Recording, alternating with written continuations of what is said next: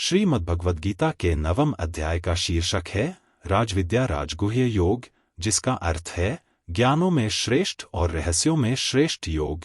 यह अध्याय ज्ञान और भक्ति के महत्व को दर्शाता है और भगवान श्री कृष्ण ने अर्जुन को अद्वितीय रहस्य बताया है जो व्यक्ति को परम शांति और मुक्ति प्रदान कर सकता है। इस अध्याय के मुख्य विषय हैं राजविद्या और राजगुह्य। श्री कृष्ण इस ज्ञान को राजविद्या सर्वश्रेष्ठ ज्ञान और राजगुह्य सर्वश्रेष्ठ रहस्य कहते हैं।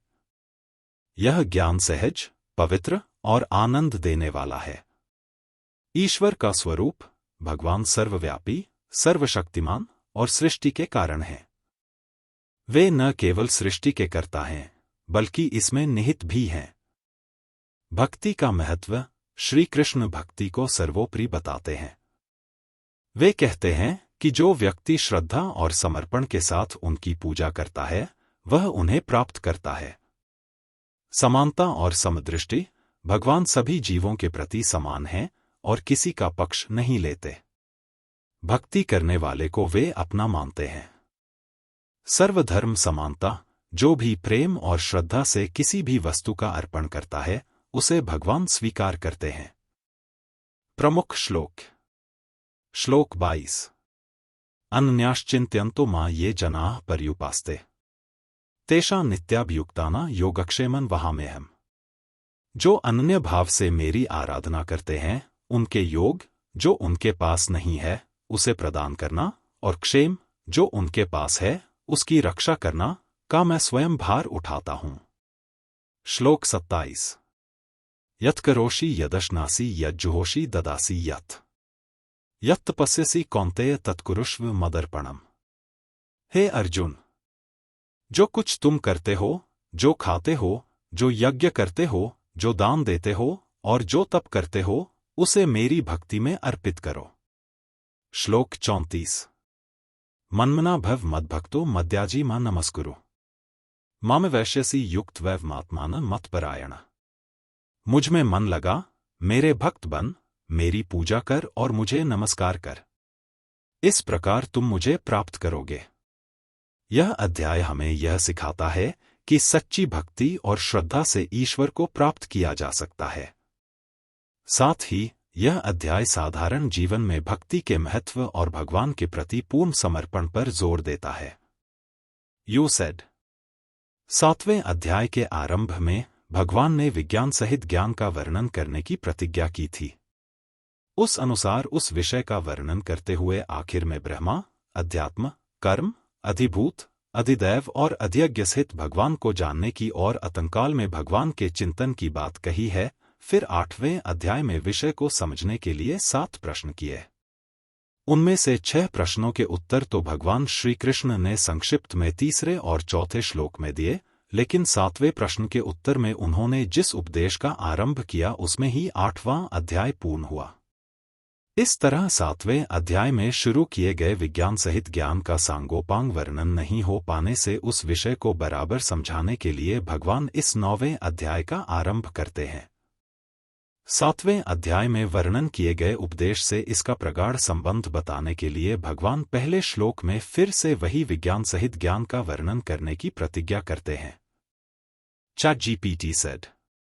ChatGPT, आपने 7वें अध्याय और 9वें अध्याय के बीच के गहरे संबंध और उनकी व्याख्या को सुंदर ढंग से प्रस्तुत किया है। 7वें अध्याय में भगवान श्री कृष्ण ने ज्ञान और विज्ञान का संपूर्ण वर्णन करने की प्रतिज्ञा की थी। उसमें उन्होंने परम तत्व को जानने की ओर बढ़ने का मार्ग दिखाया और यह भी बताया कि वे ही ब्रह्मा, अधिभूत, अधिदैव और अधियज्ञ हैं।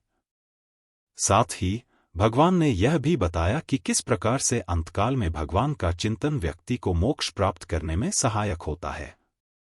जब अर्जुन ने 8वें अध्याय में 7 प्रश्न पूछे, जिनमें ब्रह्मा, अध्यात्म, कर्म, अधिभूत, अधिदैव, अधियज्ञ और अंतकाल में भगवान के चिंतन का स्वरूप शामिल था, भगवान ने उनमें से 6 प्रश्नों का उत्तर संक्षेप में दिया और 7वें प्रश्न पर विशेष जोर देकर अंतकाल के समय भगवान का ध्यान करने की महिमा का विस्तृत वर्णन किया। 9वें अध्याय की आवश्यकता और शुरुआत। चूंकि 7वें अध्याय में प्रतिज्ञा के अनुसार विज्ञान सहित ज्ञान का पूर्ण और स्पष्ट वर्णन नहीं हो पाया था और 8वें अध्याय में भी यह विषय संक्षेप में छूट गया, इसलिए भगवान ने 9वें अध्याय में उसी ज्ञान और विज्ञान को गहन और विस्तृत रूप से समझाने का निश्चय किया। पहले श्लोक की प्रतिज्ञा। 9वें अध्याय के पहले श्लोक में भगवान कहते हैं, इदं तु ते गुह्यत्म प्रवक्ष्याम्यंसूयवे ज्ञान विज्ञान सहितं यज्ञात्वा मोक्ष से शुभात्। हे अनसूये, दोष न देखने वाले अर्जुन, मैं अब तुझे यह अत्यंत गुप्त गुह्यतम ज्ञान और विज्ञान बताने जा रहा हूं, जिसे जानकर तू इस अशुभ संसार से मुक्त हो जाएगा।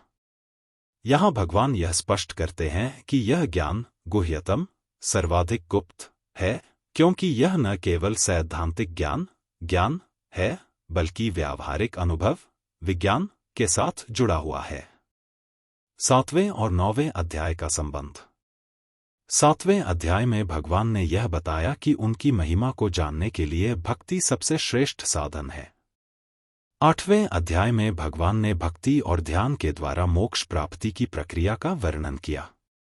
9वें अध्याय में भगवान इस ज्ञान को और भी गहराई से समझाते हैं और इसे राजविद्या और राजगुह्य कहकर इसकी महत्ता को दर्शाते हैं। 9वें अध्याय की विशेषता। यह अध्याय भक्ति और ज्ञान के योग को सरलता से जोड़ता है और सामान्य व्यक्ति के लिए भी ईश्वर तक पहुंचने के मार्ग को सुगम बनाता है। भगवान यहां बताते हैं कि श्रद्धा, भक्ति और पूर्ण समर्पण के द्वारा कोई भी व्यक्ति उन्हें प्राप्त कर सकता है, चाहे वह किसी भी परिस्थिति में क्यों न हो। इस प्रकार 9वें अध्याय 7वें अध्याय में उठाए गए विषय का विस्तार और गहराई से वर्णन करता है, जो इसे विशेष रूप से महत्वपूर्ण बनाता है। भावार्थ। श्री भगवान कहते हैं, हे अर्जुन, तुझ जैसे दोष दृष्टिरहित अनसूयव अर्थात किसी में दोष देखने की प्रवृत्ति से रहित भक्त के लिए मैं इस परम गोपनीय गुह्यतम ज्ञान और विज्ञान को पुनः भली भांति कहूंगा। इसे जानने से तू इस दुख रूप संसार से मुक्त हो जाएगा। व्याख्या। गुह्यतम, यह ज्ञान सर्वाधिक गुप्त है, क्योंकि यह आत्मा और परमात्मा के सत्य स्वरूप का उद्घाटन करता है। यह केवल उन लोगों के लिए संभव है जो भगवान के प्रति श्रद्धालु और निष्कपट हैं। ज्ञान और विज्ञान। ज्ञान सैद्धांतिक और शास्त्र आधारित ज्ञान। विज्ञान आत्म साक्षात्कार या उस ज्ञान का प्रत्यक्ष अनुभव। दोष दृष्टिरहित, भगवान केवल उन लोगों को यह महान रहस्य बताते हैं जो दोष न देखकर श्रद्धा और समर्पण रखते हैं। दुख रूप संसार से मुक्ति, यह ज्ञान मनुष्य को मोह और अज्ञान के बंधनों से मुक्त करके आत्मा के शाश्वत आनंद का अनुभव कराता है। यह श्लोक भगवान के करुणामय और कृपालु स्वभाव को दर्शाता है, क्योंकि वे अर्जुन जैसे भक्त को परम सत्य का ज्ञान देने के लिए उत्सुक हैं। इससे यह भी स्पष्ट होता है कि निष्कपटता और श्रद्धा ईश्वर के ज्ञान को प्राप्त करने की प्राथमिक शर्त है। यू सेड, यह विज्ञान सहित ज्ञान सब विद्याओं का राजा, सब रहस्यों का राजा, अति पवित्र, अति उत्तम, प्रत्यक्ष फल वाला, धर्मयुक्त साधन करने में बड़ा सुगम और अविनाशी है। 2. ChatGPT said. ChatGPT. श्लोक। राजविद्या राजगुह्यम पवित्रमिदमुत्तमम् प्रत्यक्षावगमन धर्मेन सुसुखन कर्तुमव्ययम्। भावार्थ। यह ज्ञान सब विद्याओं का राजा, राजविद्या और सब रहस्यों का राजा, राजगुह्य है। यह अत्यंत पवित्र, पवित्रतम और परम उत्तम है। यह प्रत्यक्ष अनुभव द्वारा जाना जा सकता है, धर्मयुक्त है, साधन में अत्यंत सुगम है और अविनाशी, अव्यय है। व्याख्या। राजविद्या। यह ज्ञान सभी विद्याओं में सर्वोत्तम है, क्योंकि यह आत्मा और परमात्मा के गहनतम सत्य को प्रकट करता है। यह व्यक्ति को भौतिक और आध्यात्मिक शांति प्रदान करता है। राजगुह्य। यह रहस्यों में भी सर्वोच्च है, क्योंकि इसका अनुभव केवल श्रद्धा और भक्ति द्वारा ही संभव है। इसे संसार के साधारण रहस्यों की तरह केवल तर्क और बुद्धि से समझा नहीं जा सकता। पवित्र और उत्तम। यह ज्ञान आत्मा को पवित्र करता है और व्यक्ति को अज्ञानता के अंधकार से मुक्त करता है। यह परम श्रेयस्कर है क्योंकि यह व्यक्ति को ईश्वर के साथ एकत्व का अनुभव कराता है। प्रत्यक्षावगम। यह ज्ञान प्रत्यक्ष रूप से अनुभव किया जा सकता है। यह केवल एक सैद्धांतिक ज्ञान नहीं है, बल्कि साधना के द्वारा व्यक्ति इसे अपने जीवन में महसूस कर सकता है। धर्मयम। यह धर्म के अनुसार है, अर्थात यह सत्य मार्ग पर चलने का उपाय है। यह व्यक्ति को जीवन में नैतिकता और आध्यात्मिकता के पथ पर अग्रसर करता है। सुसुखन कर्तुमव्ययम। यह साधन करने में सरल और सहज है। भक्ति, श्रद्धा और प्रेम से इसे कोई भी व्यक्ति कर सकता है। इसका फल अविनाशी है क्योंकि यह परम ज्ञान व्यक्ति को अनंत शांति और मोक्ष प्रदान करता है। सारांश। यह श्लोक भगवान श्री कृष्ण के उपदेश की महिमा को प्रकट करता है। यह ज्ञान न केवल श्रेष्ठ और रहस्यमय है, बल्कि इसका अनुभव और लाभ हर किसी के लिए संभव है। श्रद्धा, भक्ति और साधना के द्वारा इसे प्राप्त करना सरल है और यह जीवन में स्थायी शांति और मुक्ति का मार्ग प्रदान करता है। भावार्थ। हे परंतप, शत्रुओं का संताप करने वाले अर्जुन, इस धर्म में श्रद्धारहित पुरुष मुझे प्राप्त नहीं कर पाते और मृत्यु के स्वरूप वाले संसार के चक्र में बार बार जन्म मरण को प्राप्त होकर भटकते रहते हैं। व्याख्या। अश्रद्धाना। वे लोग जो भगवान और उनके उपदेशों में श्रद्धा नहीं रखते, उनके लिए इस परम ज्ञान को प्राप्त करना संभव नहीं है। श्रद्धा आत्मज्ञान और भक्ति का प्रथम कदम है। धर्मस्यास्य। यह धर्म, राजविद्या और राजगुह्य, सर्वश्रेष्ठ ज्ञान और रहस्य का मार्ग है जो भक्ति और आत्मसमर्पण पर आधारित है। जो व्यक्ति इसमें श्रद्धा नहीं रखते, वे इस मार्ग पर आगे नहीं बढ़ सकते। अप्राप्यमा। श्रद्धा के बिना व्यक्ति भगवान श्री कृष्ण तक पहुंच नहीं सकता। भगवान की प्राप्ति के लिए श्रद्धा, विश्वास और भक्ति का होना अनिवार्य है। मृत्युनुसार संसार वर्तमने। जो भगवान को प्राप्त नहीं करते, वे संसार के चक्र में फंसे रहते हैं। यह संसार जन्म और मृत्यु का चक्र है जो दुख और कष्टों से भरा हुआ है। सारांश। इस श्लोक में भगवान श्री कृष्ण यह स्पष्ट करते हैं कि श्रद्धा के बिना कोई भी व्यक्ति उन्हें प्राप्त नहीं कर सकता। ऐसे लोग संसार के भौतिक चक्र में फंसे रहते हैं और जन्म मरण के दुखों को बार बार भोगते हैं। इसलिए भगवान की ओर बढ़ने के लिए श्रद्धा और विश्वास का होना आवश्यक है। इस श्लोक में भगवान श्री कृष्ण अर्जुन को एक महत्वपूर्ण सत्य बताते हैं कि श्रद्धा, भरोसा और विश्वास के बिना कोई भी व्यक्ति आध्यात्मिक ज्ञान, भक्ति और भगवान को प्राप्त नहीं कर सकता। श्लोक का सरल अर्थ। भगवान कहते हैं कि जो लोग इस परम धर्म, ज्ञान और भक्ति में विश्वास नहीं करते, वे मुझे प्राप्त करने में असफल रहते हैं। परिणामस्वरूप वे संसार के चक्र, जन्म और मृत्यु के बंधन में फंसे रहते हैं और बार बार कष्ट सहते हैं। मुख्य बिंदु। श्रद्धा का महत्व। श्रद्धा यानी विश्वास और समर्पण। यह व्यक्ति को भगवान और उनके मार्ग पर चलने की प्रेरणा देता है। अगर श्रद्धा नहीं है तो व्यक्ति भगवान की शिक्षाओं को या तो अनदेखा करता है या संदेह के कारण उनका पालन नहीं करता। अश्रद्धाना का अर्थ। यह उन व्यक्तियों को संदर्भित करता है जो भगवान और धर्म में विश्वास नहीं रखते। ऐसे लोग भक्ति या साधना का महत्व नहीं समझते और अपने अहंकार या अज्ञानता के कारण सत्य को नकारते हैं। परिणाम। जो श्रद्धा नहीं रखते, वे भगवान तक नहीं पहुंच सकते। ऐसे लोग संसार के चक्र में यानी जन्म मरण के चक्र में फंसे रहते हैं। यह चक्र दुख और कष्ट से भरा होता है। संसार चक्र का अर्थ। संसार में जन्म लेना, जीवन के कष्ट भोगना, फिर मृत्यु को प्राप्त होना और पुनः जन्म लेना, यह चक्र अज्ञानता और कामनाओं के कारण चलता रहता है। भगवान की प्राप्ति ही इस चक्र से मुक्ति का मार्ग है। परंतप अर्जुन के लिए विशेषण। भगवान अर्जुन को परंतप, शत्रुओं को संताप देने वाला, कहकर याद दिलाते हैं कि वह महान योद्धा है और उसे अपने संकल्प और श्रद्धा से भगवान का ज्ञान प्राप्त करना चाहिए। सरल उदाहरण। सोचें कि आप किसी गहरी नदी को पार करना चाहते हैं।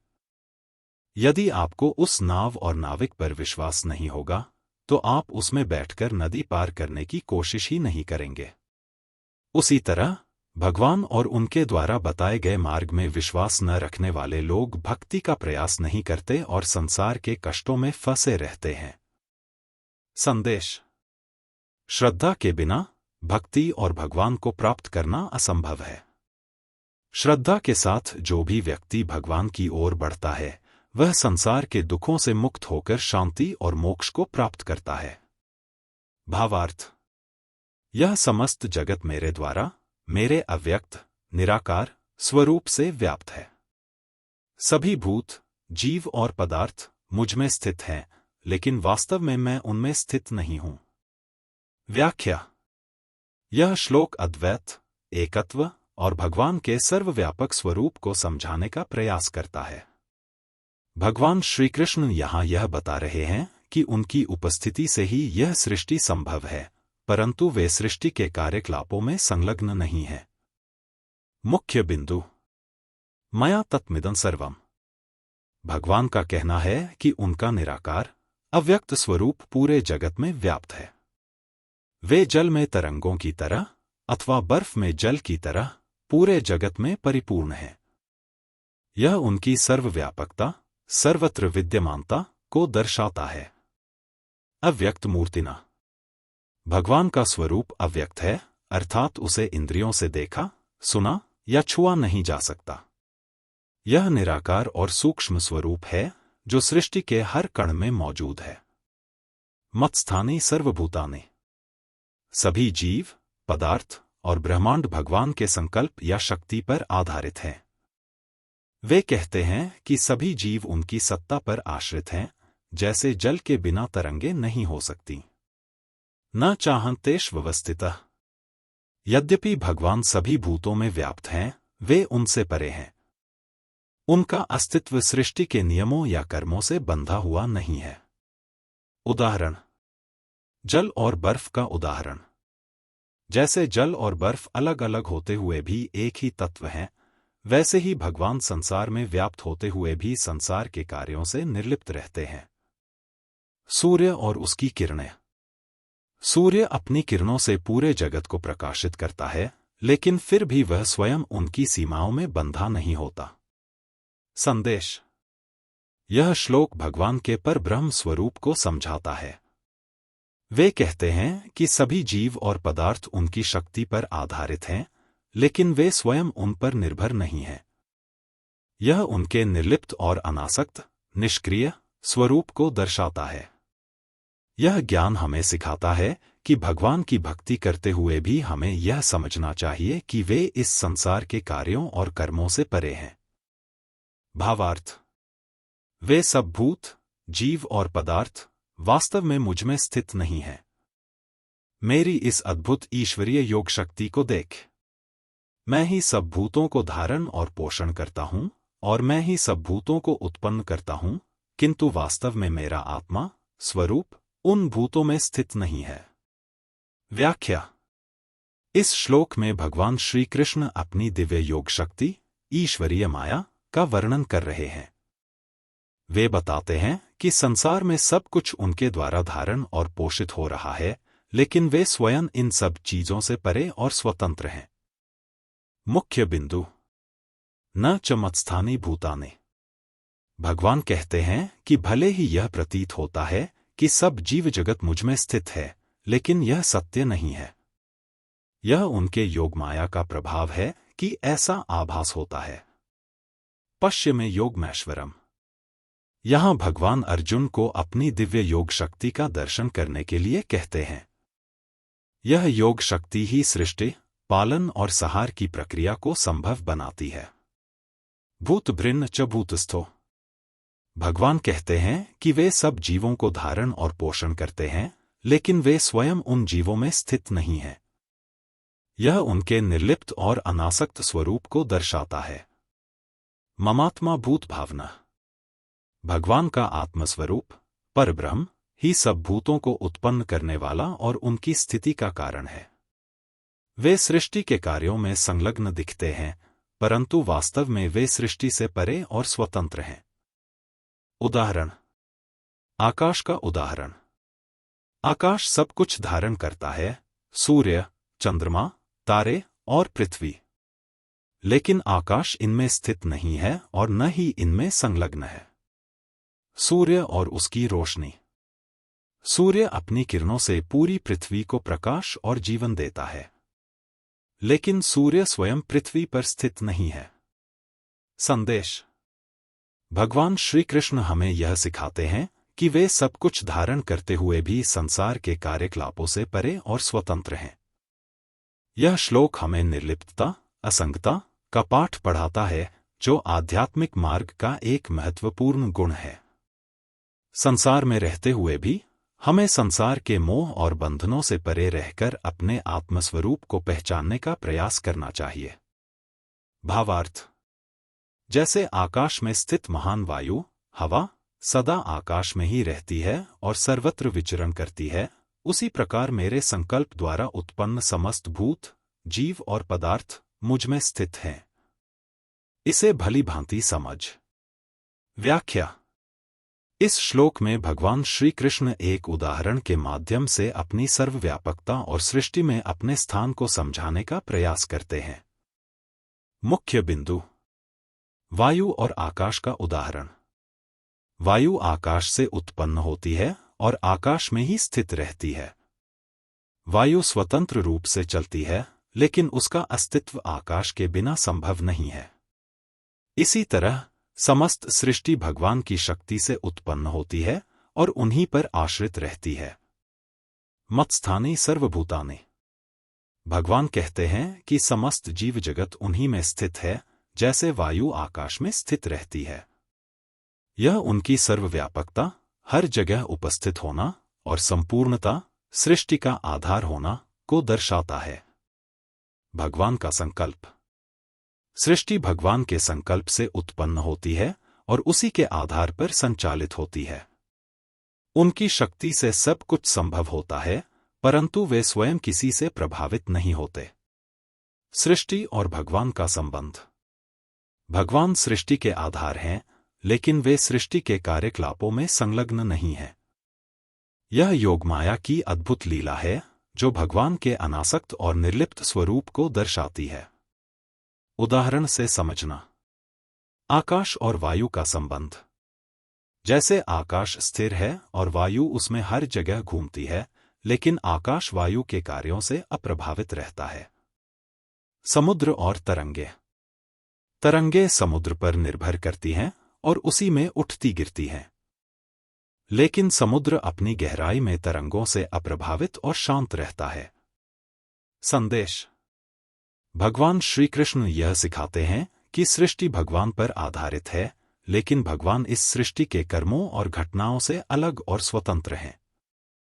यह ज्ञान हमें सिखाता है कि भगवान ही इस सृष्टि के आधार हैं।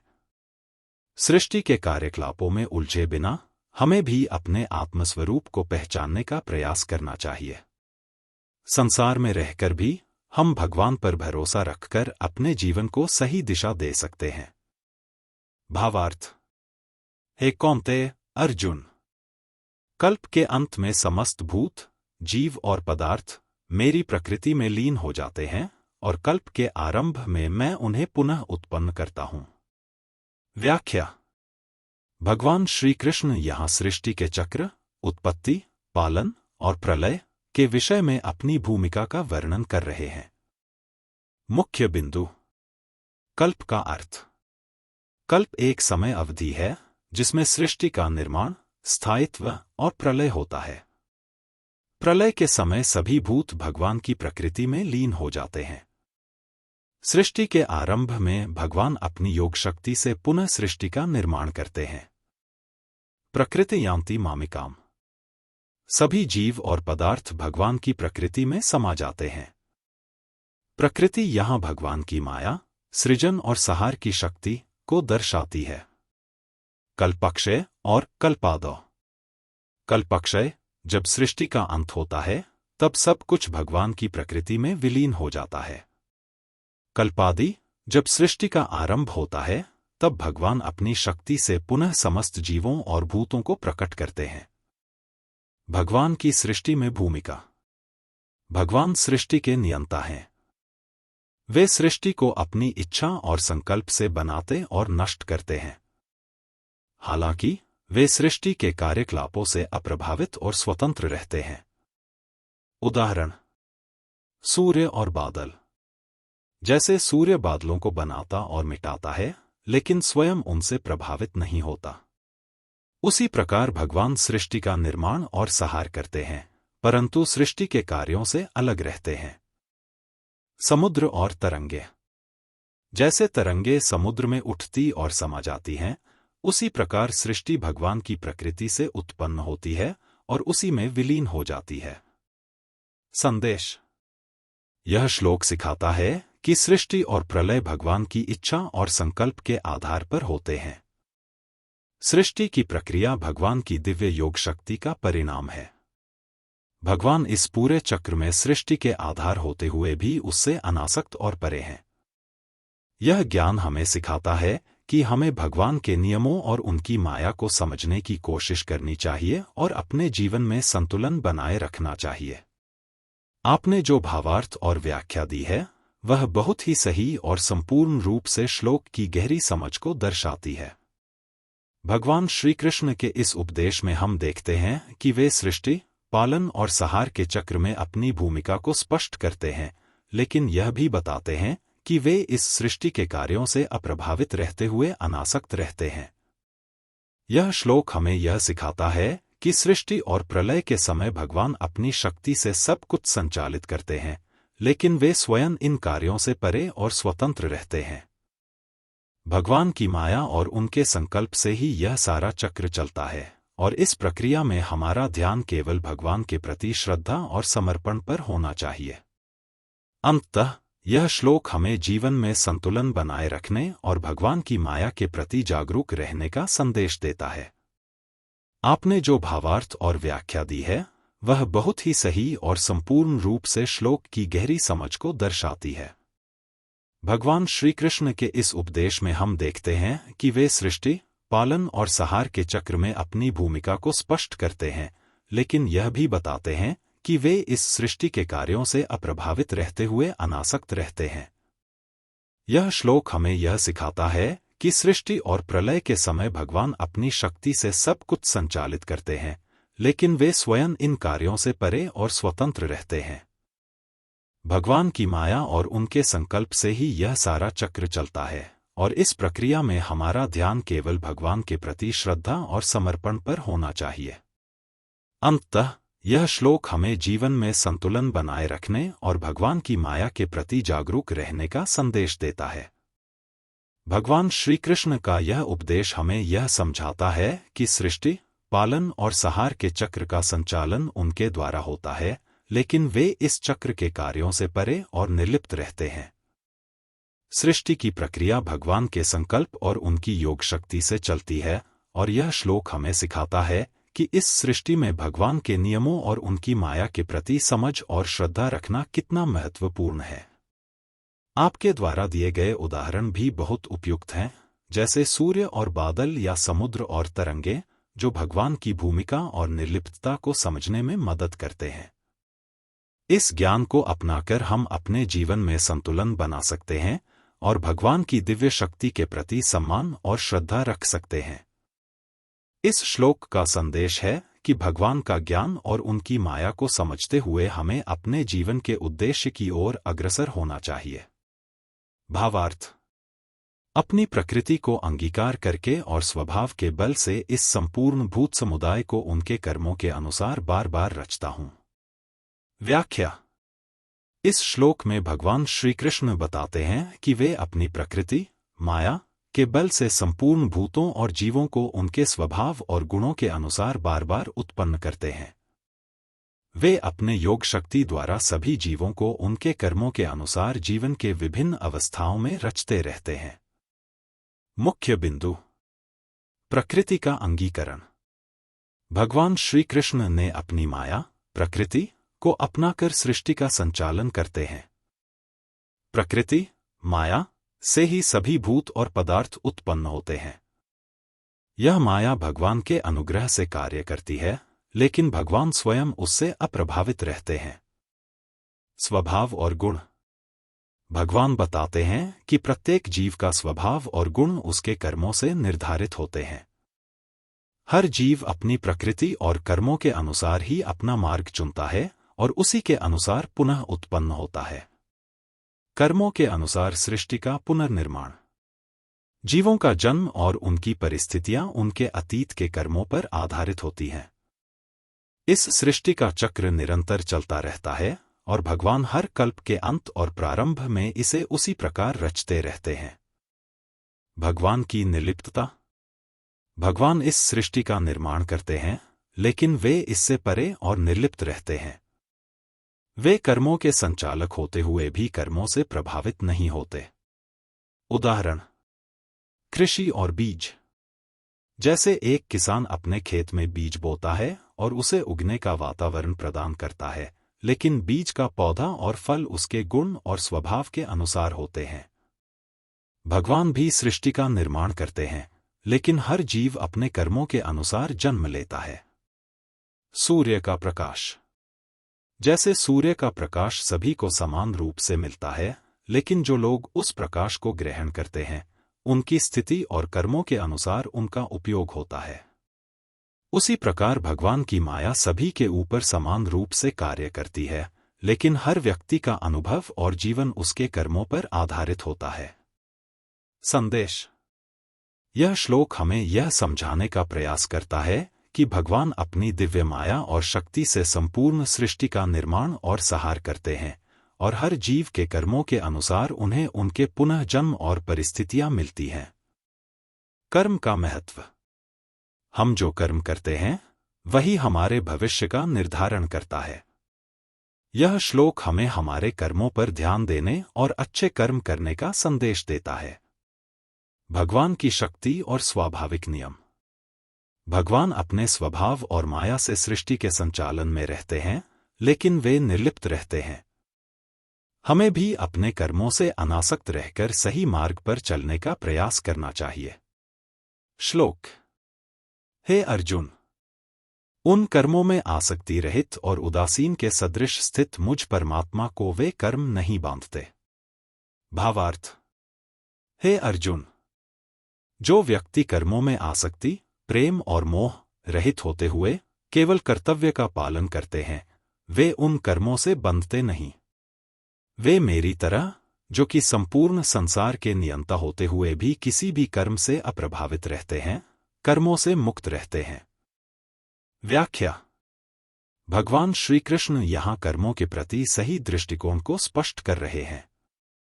वे यह समझाते हैं कि अगर कोई व्यक्ति कर्मों में आसक्ति या व्यक्तिगत लाभ की इच्छा को छोड़कर केवल कर्तव्य के रूप में कार्य करता है, तो वह कर्मों से मुक्त रहता है और उन कर्मों का उसे कोई बंधन नहीं होता। मुख्य बिंदु। आसक्ति रहित कर्म। कर्मों में आसक्ति का मतलब है कि व्यक्ति कर्म को फल की प्राप्ति के लिए करता है या किसी व्यक्तिगत लाभ की इच्छा रखता है।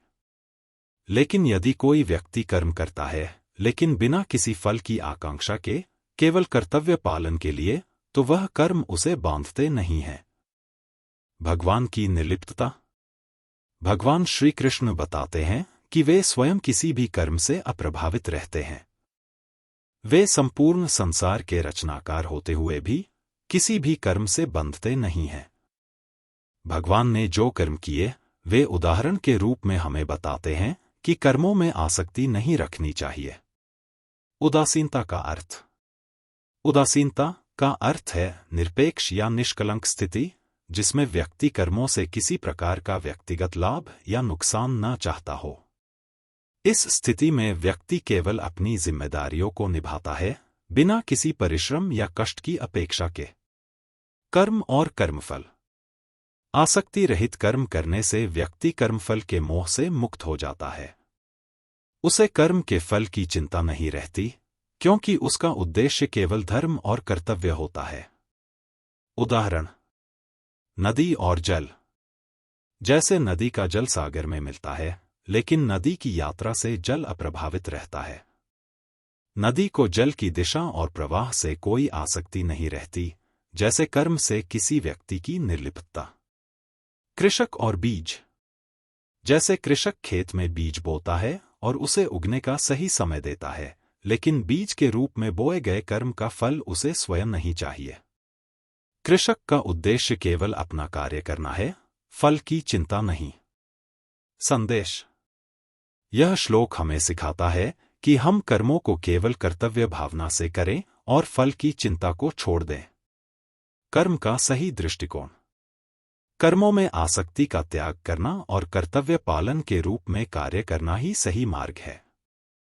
हमें अपने कार्यों को भगवान की इच्छा और समर्पण के रूप में देखना चाहिए, ताकि हम कर्मों से मुक्त हो सकें। निर्लिप्तता और आसक्ति रहित जीवन। भगवान की तरह हमें भी कर्मों में आसक्ति नहीं रखनी चाहिए। हमें कर्मों को केवल कर्तव्य और धर्म के रूप में देखना चाहिए, ताकि हम उनके बंधन से मुक्त रहें। कर्म और आत्ममुक्ति। कर्मों के साथ ही उनके परिणामों से अनासक्त रहकर हम आत्ममुक्ति की ओर बढ़ सकते हैं। श्लोक: हे अर्जुन, मुझ अधिष्ठाता के सकाश से प्रकृति चराचर सहित सर्व जगत को रचती है, और इस हेतु से ही यह संसार चक्र घूम रहा है। भावार्थ: हे अर्जुन, मेरी अधिष्ठाता सर्वव्यापक शक्ति से ही यह संपूर्ण सृष्टि, जिसमें जीव, चर और पदार्थ अचर शामिल हैं, रची जाती है। मेरी शक्ति के द्वारा ही यह संसार चक्र चल रहा है। मैं ही सभी कर्मों और घटनाओं के मूल में हूं, और मेरी उपस्थिति से ही यह सृष्टि कार्य करती है। व्याख्या: भगवान श्री कृष्ण यहां अपनी सार्वभौमिक शक्ति, अधिष्ठाता, का वर्णन करते हैं, जिसके कारण संपूर्ण सृष्टि उत्पन्न होती है और उसी से सृष्टि का चक्र निरंतर चलता रहता है। मुख्य बिंदु: अधिष्ठाता का अर्थ। अधिष्ठाता का अर्थ है सर्वव्यापक शक्ति या ईश्वर का वह रूप जो संपूर्ण सृष्टि और इसके संचालन का कारण है।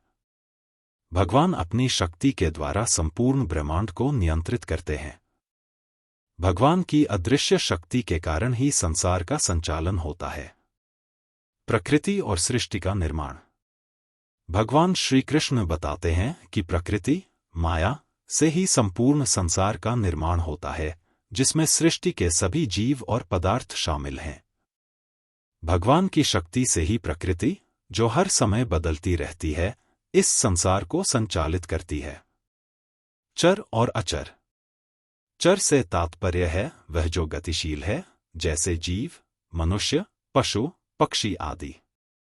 अचर से तात्पर्य है वह जो स्थिर है, जैसे पृथ्वी, जल, आकाश आदि। दोनों प्रकार की सृष्टि, चर और अचर, भगवान की शक्ति से उत्पन्न होती हैं। संसार चक्र का संचालन। यह संसार चक्र भगवान की शक्ति से ही चलता है। संसार का निर्माण, पालन और सहार, इन सब का आधार भगवान की अधिष्ठाता शक्ति है। संसार के सारे कार्य भगवान के संकल्प और आदेश से होते हैं, और यह चक्र निरंतर चलता रहता है। उदाहरण: सूर्य और आकाश। जैसे सूर्य की ऊर्जा से ही पृथ्वी पर जीवन और प्रकाश आता है, वैसे ही भगवान की शक्ति से ही संपूर्ण सृष्टि चलती है। सूर्य की ऊर्जा को हम देख सकते हैं, लेकिन वह आकाश में व्याप्त है। इसी प्रकार भगवान की शक्ति सर्वव्यापी है, हालांकि हमें प्रत्यक्ष रूप से नहीं दिखती। कृषक और खेत। जैसे कृषक अपने खेत में बीज बोता है और उसके द्वारा ही उत्पादन होता है, लेकिन कृषक का कार्य बीज के भीतर छिपी शक्ति का समर्थन करना है। उसी प्रकार भगवान की शक्ति से ही संपूर्ण सृष्टि उत्पन्न होती है, और वह उसके संचालन का कारण भी है। संदेश: यह श्लोक हमें यह सिखाता है कि संपूर्ण सृष्टि और उसका संचालन भगवान की अधिष्ठाता शक्ति से है।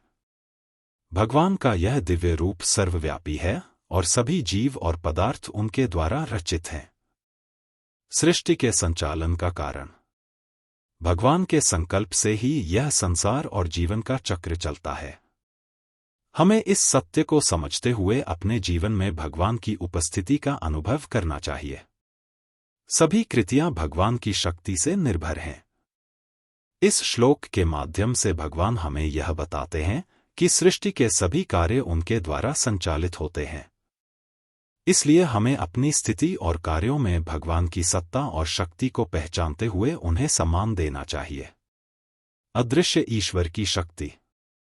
भगवान की शक्ति अदृश्य होते हुए भी हर जगह विद्यमान है। हमें भगवान की शक्ति को समझते हुए जीवन में संतुलन और निष्ठा बनाए रखनी चाहिए। श्लोक। मयात्मनि ये निर्योग माया स्वधर्मज्ञन साधारण मनुष्यन मयि अदृष्ट कर्माणि वाक्यानि वेदितारण ही। भावार्थ। मेरे परम रूप को न जानने वाले मूढ़ लोग जो मुझ परमेश्वर को केवल एक साधारण मनुष्य मानते हैं, वे मुझे अपनी माया के अधीन समझते हैं। वे यह नहीं जानते कि मैं संपूर्ण सृष्टि का कारण हूं और मेरी योगमाया से संसार का उद्धार करने हेतु मनुष्य रूप में विचर रहा हूं।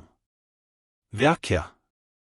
भगवान श्री कृष्ण यहाँ यह स्पष्ट कर रहे हैं कि जो लोग उन्हें केवल एक सामान्य मनुष्य रूप में देखते हैं और उनके वास्तविक दिव्य स्वरूप को नहीं पहचानते, वे मूढ़ हैं।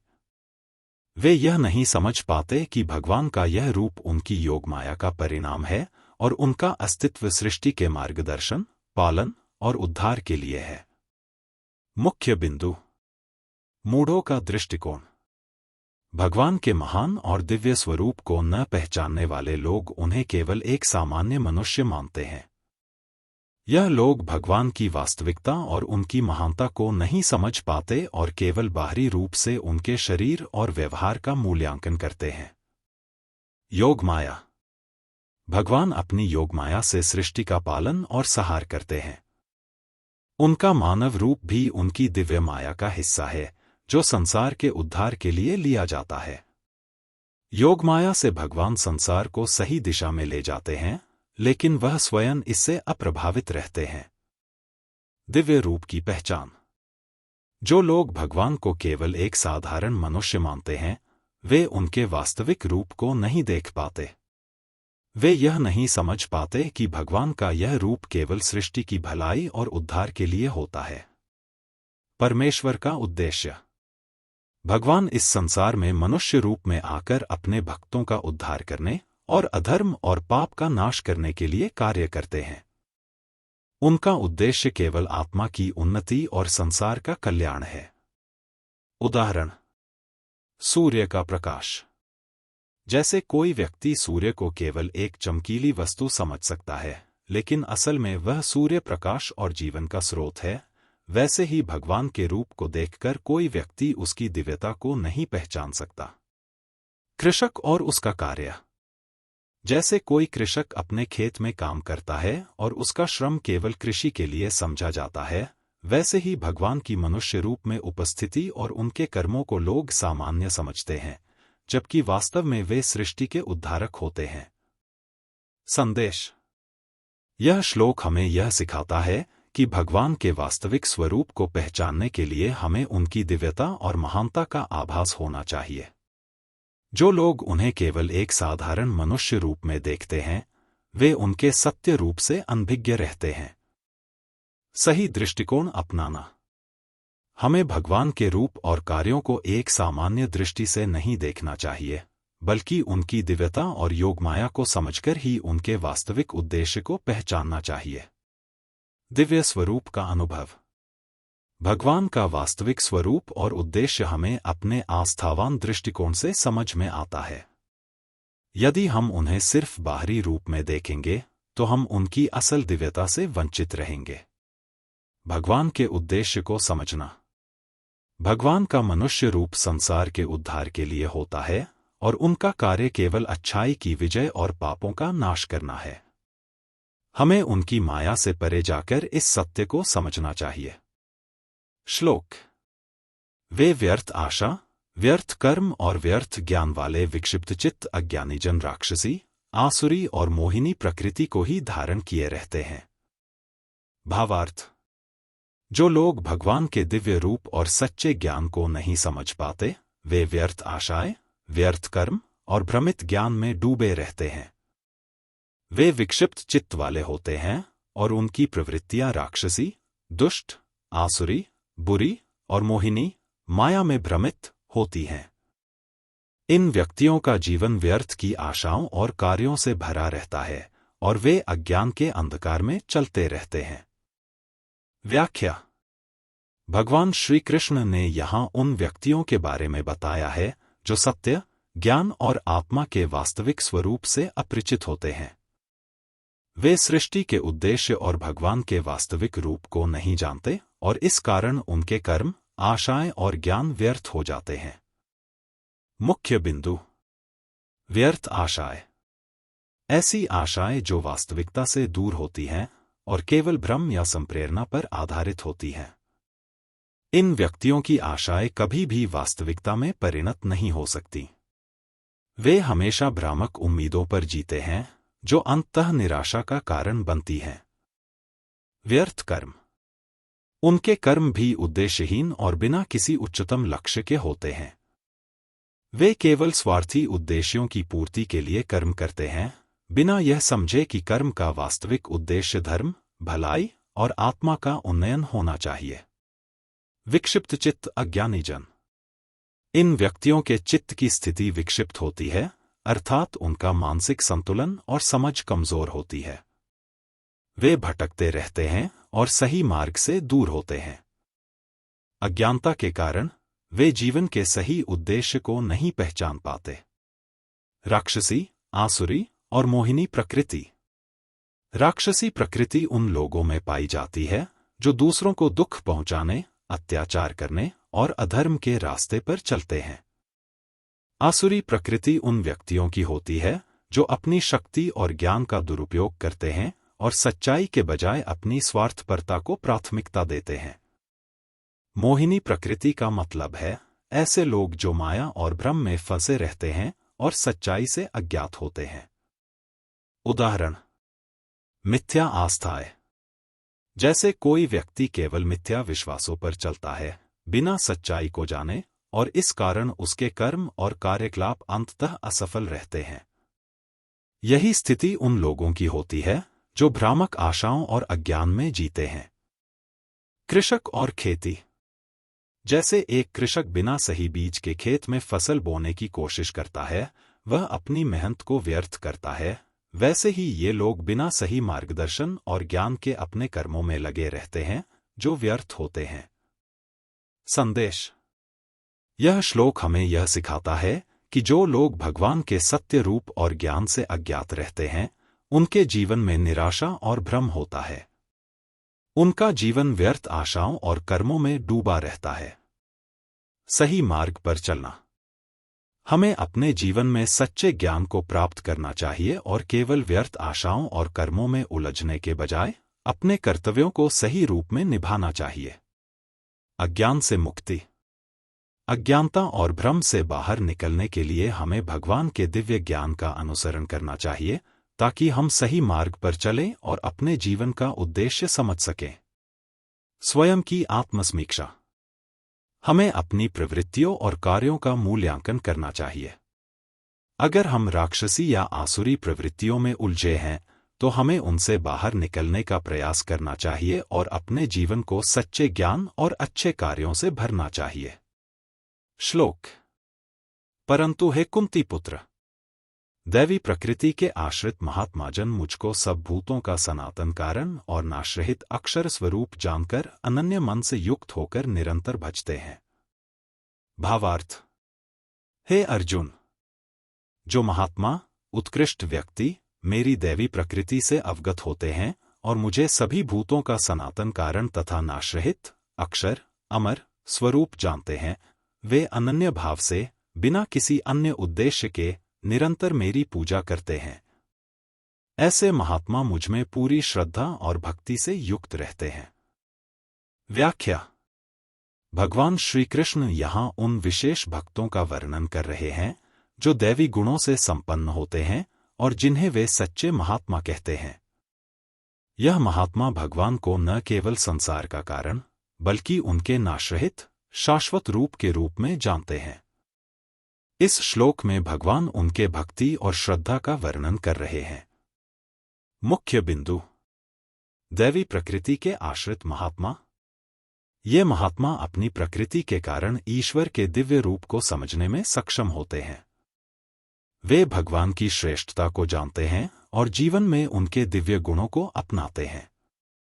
दैवी प्रकृति का आश्रय लेने का अर्थ है वे भगवान की भक्ति में आत्मसंलग्न रहते हैं और उनके साथ रहते हुए आत्मा की शुद्धता प्राप्त करते हैं।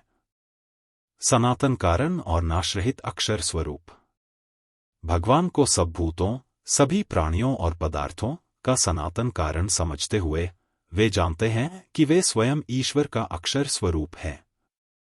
अक्षर का अर्थ है जो कभी नष्ट न हो, जो सदा विद्यमान रहे। भगवान का वास्तविक रूप नाशरहित है और वह अनंत काल से है, न कि केवल किसी काल विशेष से। अनन्य मन से युक्त होकर निरंतर भजन। ये महात्मा भगवान के प्रति पूर्ण विश्वास और श्रद्धा रखते हैं। उनका चित्त किसी अन्य दिशा में विचलित नहीं होता और वे भगवान की पूजा में पूरी तरह समर्पित रहते हैं। अनन्य का अर्थ है एकमात्र भगवान में मन को लगाना, अर्थात अन्य किसी में रुचि न रखना।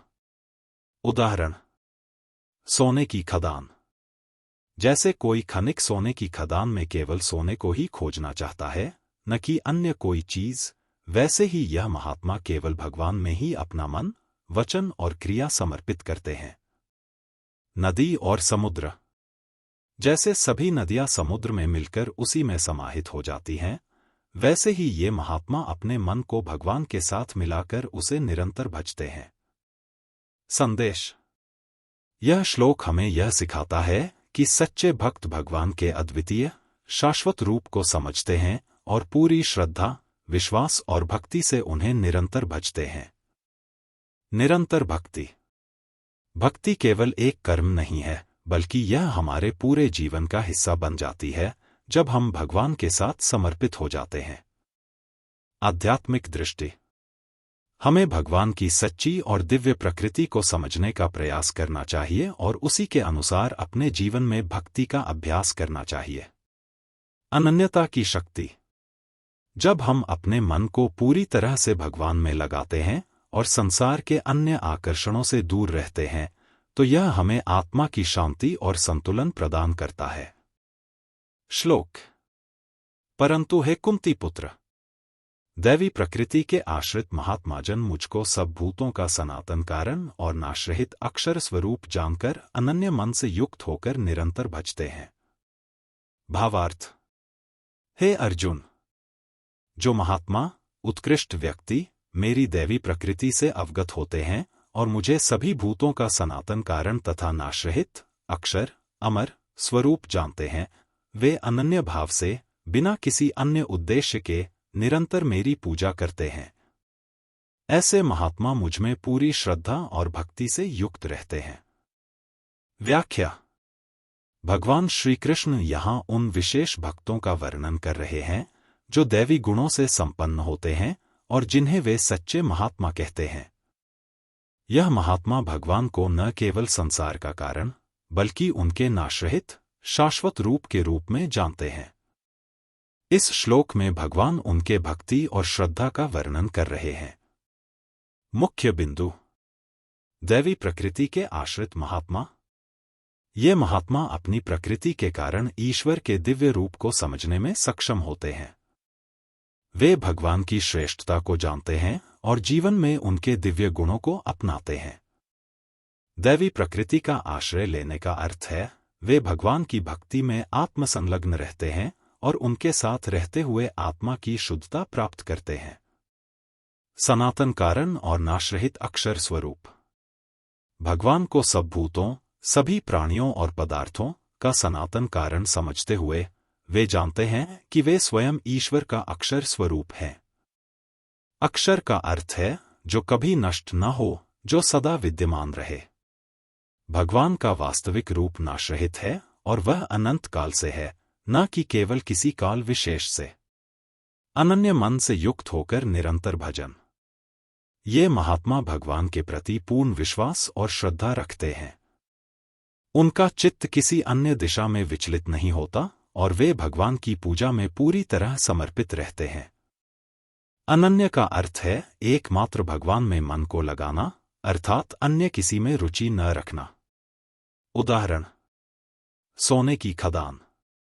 जैसे कोई खनिक सोने की खदान में केवल सोने को ही खोजना चाहता है, न कि अन्य कोई चीज, वैसे ही यह महात्मा केवल भगवान में ही अपना मन, वचन और क्रिया समर्पित करते हैं। नदी और समुद्र।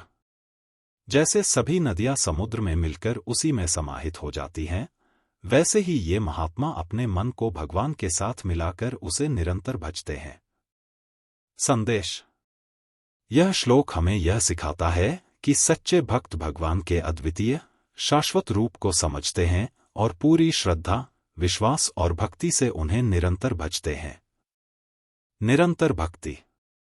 भक्ति केवल एक कर्म नहीं है, बल्कि यह हमारे पूरे जीवन का हिस्सा बन जाती है जब हम भगवान के साथ समर्पित हो जाते हैं। आध्यात्मिक दृष्टि। हमें भगवान की सच्ची और दिव्य प्रकृति को समझने का प्रयास करना चाहिए और उसी के अनुसार अपने जीवन में भक्ति का अभ्यास करना चाहिए। अनन्यता की शक्ति। जब हम अपने मन को पूरी तरह से भगवान में लगाते हैं और संसार के अन्य आकर्षणों से दूर रहते हैं, तो यह हमें आत्मा की शांति और संतुलन प्रदान करता है। श्लोक: परंतु हे कुंती पुत्र, दैवी प्रकृति के आश्रित महात्माजन मुझको सब भूतों का सनातन कारण और नाशरहित अक्षर स्वरूप जानकर अनन्य मन से युक्त होकर निरंतर भजते हैं। भावार्थ: हे अर्जुन, जो महात्मा, उत्कृष्ट व्यक्ति मेरी दैवी प्रकृति से अवगत होते हैं और मुझे सभी भूतों का सनातन कारण तथा नाशरहित, अक्षर, अमर स्वरूप जानते हैं, वे अनन्य भाव से, बिना किसी अन्य उद्देश्य के, निरंतर मेरी पूजा करते हैं। ऐसे महात्मा मुझमें पूरी श्रद्धा और भक्ति से युक्त रहते हैं। व्याख्या: भगवान श्री कृष्ण यहाँ उन विशेष भक्तों का वर्णन कर रहे हैं जो दैवी गुणों से संपन्न होते हैं और जिन्हें वे सच्चे महात्मा कहते हैं। यह महात्मा भगवान को न केवल संसार का कारण, बल्कि उनके नाशरहित, शाश्वत रूप के रूप में जानते हैं। इस श्लोक में भगवान उनके भक्ति और श्रद्धा का वर्णन कर रहे हैं। मुख्य बिंदु: दैवी प्रकृति के आश्रित महात्मा। ये महात्मा अपनी प्रकृति के कारण ईश्वर के दिव्य रूप को समझने में सक्षम होते हैं। वे भगवान की श्रेष्ठता को जानते हैं और जीवन में उनके दिव्य गुणों को अपनाते हैं। दैवी प्रकृति का आश्रय लेने का अर्थ है वे भगवान की भक्ति में आत्मसंलग्न रहते हैं और उनके साथ रहते हुए आत्मा की शुद्धता प्राप्त करते हैं। सनातन कारण और नाशरहित अक्षर स्वरूप। भगवान को सब भूतों, सभी प्राणियों और पदार्थों का सनातन कारण समझते हुए वे जानते हैं कि वे स्वयं ईश्वर का अक्षर स्वरूप हैं। अक्षर का अर्थ है जो कभी नष्ट न हो, जो सदा विद्यमान रहे। भगवान का वास्तविक रूप नाशरहित है और वह अनंत काल से है, न कि केवल किसी काल विशेष से। अनन्य मन से युक्त होकर निरंतर भजन। ये महात्मा भगवान के प्रति पूर्ण विश्वास और श्रद्धा रखते हैं। उनका चित्त किसी अन्य दिशा में विचलित नहीं होता और वे भगवान की पूजा में पूरी तरह समर्पित रहते हैं। अनन्य का अर्थ है एकमात्र भगवान में मन को लगाना, अर्थात अन्य किसी में रुचि न रखना। उदाहरण: सोने की खदान। जैसे कोई खनिक सोने की खदान में केवल सोने को ही खोजना चाहता है, न कि अन्य कोई चीज, वैसे ही यह महात्मा केवल भगवान में ही अपना मन, वचन और क्रिया समर्पित करते हैं। नदी और समुद्र। जैसे सभी नदियां समुद्र में मिलकर उसी में समाहित हो जाती हैं, वैसे ही ये महात्मा अपने मन को भगवान के साथ मिलाकर उसे निरंतर भजते हैं। संदेश: यह श्लोक हमें यह सिखाता है कि सच्चे भक्त भगवान के अद्वितीय, शाश्वत रूप को समझते हैं और पूरी श्रद्धा, विश्वास और भक्ति से उन्हें निरंतर भजते हैं। निरंतर भक्ति। भक्ति केवल एक कर्म नहीं है, बल्कि यह हमारे पूरे जीवन का हिस्सा बन जाती है जब हम भगवान के साथ समर्पित हो जाते हैं। आध्यात्मिक दृष्टि। हमें भगवान की सच्ची और दिव्य प्रकृति को समझने का प्रयास करना चाहिए और उसी के अनुसार अपने जीवन में भक्ति का अभ्यास करना चाहिए। अनन्यता की शक्ति। जब हम अपने मन को पूरी तरह से भगवान में लगाते हैं और संसार के अन्य आकर्षणों से दूर रहते हैं, तो यह हमें आत्मा की शांति और संतुलन प्रदान करता है। श्लोक। इस संपूर्ण जगत का धाता अर्थात धारण करने वाला और कर्मों के फल को देने वाला पिता माता पितामह जानने योग्य पवित्र ओंकार तथा ऋग्वेद सामवेद और यजुर्वेद भी मैं ही हूं। भावार्थ। भगवान श्री कृष्ण यहाँ यह स्पष्ट कर रहे हैं कि वह ही संपूर्ण सृष्टि का पालन करता और जीवन के प्रत्येक पहलू के आधार हैं। वह केवल जगत के धाता और कर्मफलदाता ही नहीं, बल्कि वे ही पिता माता पितामह आध्यात्मिक संरक्षक ओंकार सर्वव्यापक और पवित्र ध्वनि और वेदों के रूप में विद्यमान हैं। भगवान का यह सर्वव्यापी रूप हर एक तत्व में और हर एक कर्म में समाहित है। व्याख्या। भगवान श्री कृष्ण इस श्लोक के माध्यम से यह बताते हैं कि वे ही संपूर्ण सृष्टि के अंतर्गत हर तत्व और हर व्यक्ति के रूप में विद्यमान हैं। भगवान का यह रूप न केवल सृष्टि के निर्माता के रूप में है, बल्कि वे हर व्यक्ति के जीवन में पिता माता और पितामह के रूप में भी मौजूद हैं। इसके साथ ही वे ऋग्वेद सामवेद और यजुर्वेद में भी अपना अस्तित्व रखते हैं, क्योंकि वे ही इन वेदों के प्रेरक और कर्ता हैं। मुख्य बिंदु। धाता पालक। भगवान श्री कृष्ण ही संपूर्ण सृष्टि के पालन करता है। वह प्रकृति का नियंत्रण रखते हैं और प्रत्येक जीव के कर्मों का फल देते हैं। कर्म फलदाता। भगवान ही प्रत्येक कर्म का परिणाम देने वाले हैं। जीवन में अच्छे बुरे सभी फल उनकी इच्छाओं के अनुसार प्राप्त होते हैं। पिता माता पितामह।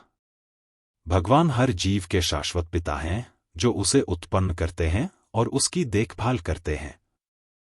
साथ ही वे माता के रूप में भी दया और प्रेम से जीवों को पालन करते हैं। पितामह के रूप में वे सभी के लिए मार्गदर्शन और संरक्षण प्रदान करते हैं। ओंकार। ओंकार का अर्थ है सर्वव्यापी और सर्वशक्तिमान भगवान का प्रतीक। यह शब्द भगवान के पूर्ण रूप का प्रतीक है और सभी वेदों और धार्मिक क्रियाओं में पवित्रता का तत्व है। ऋग्वेद सामवेद और यजुर्वेद। भगवान श्री कृष्ण वेदों के रूप में भी उपस्थित हैं। वे ही इन वेदों के शाश्वत ज्ञान के स्रोत हैं, जो संपूर्ण मानवता के लिए आचरण साधना और धार्मिक जीवन के मार्गदर्शन का कारण है। उदाहरण। सूर्य और उसकी किरणें। जैसे सूर्य अपनी किरणों से संपूर्ण पृथ्वी को रोशन करता है, वैसे ही भगवान श्री कृष्ण प्रत्येक तत्व और व्यक्ति में अपनी उपस्थिति से उसे संजीवनी शक्ति प्रदान करते हैं। समुद्र और जल की लहरें। जैसे समुद्र की हर लहर समुद्र का ही हिस्सा होती है, वैसे ही भगवान की प्रत्येक क्रिया और तत्व उनका ही हिस्सा होते हैं। वे हर क्रिया के स्रोत हैं। संदेश। यह श्लोक हमें यह सिखाता है कि भगवान श्री कृष्ण न केवल संपूर्ण सृष्टि के निर्माणकर्ता और पालनकर्ता हैं, बल्कि वे हमारे जीवन के हर पहलू में, हर रिश्ते में और हर कर्म में समाहित हैं। ईश्वर की सर्वव्यापकता। हमें भगवान की सर्वव्यापकता को समझना चाहिए।